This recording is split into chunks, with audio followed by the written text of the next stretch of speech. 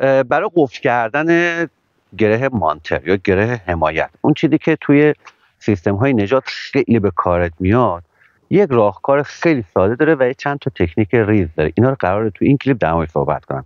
پس تا آخر کلیپ همراه من باش. بریم ادامهش با هم دیگه ببینیم.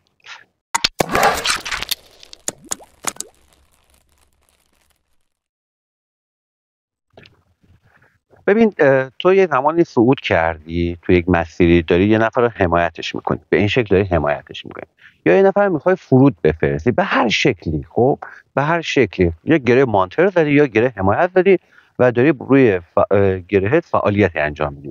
حالا اون شخصی که داره حمایت میشه یا کسی که داره صعود میکنه یا فرود میره، به هر شکلی دچار مشکل شده و قرار تو قفلش کنی و بقیه عملیات انجام بدی. بیا از نزدیک اینو از نزدیک ببینش. ببین تنابی که بار داره، تناب فرد، این تناب حمایت منه. اون هر چی بکشه تناب دارم بهش میدم. حالا به هر شکلی قراره که اینو قفلش کنم. برای قفل گره مانتر اینجا یه پیچش ایجاد میشه. خب ببین یه پیچش ایجاد کرد. تناب از روی این ردش میکنم، از روی تناب باردار ردش میکنم و از داخل این حلقه که ایجاد شده شروع میکنم به کشیدن و قفلش میکنم.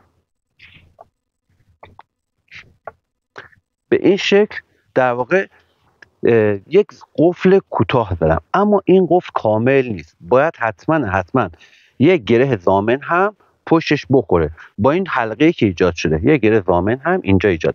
بیا از نزدیک ببین گره ضامنشو. گره ضامن دور تناب اصلی دور میزنه و از داخل حلقه‌ای که ایجاد شده رد میشه و میکشم. خب در واقع این گره کامل شد.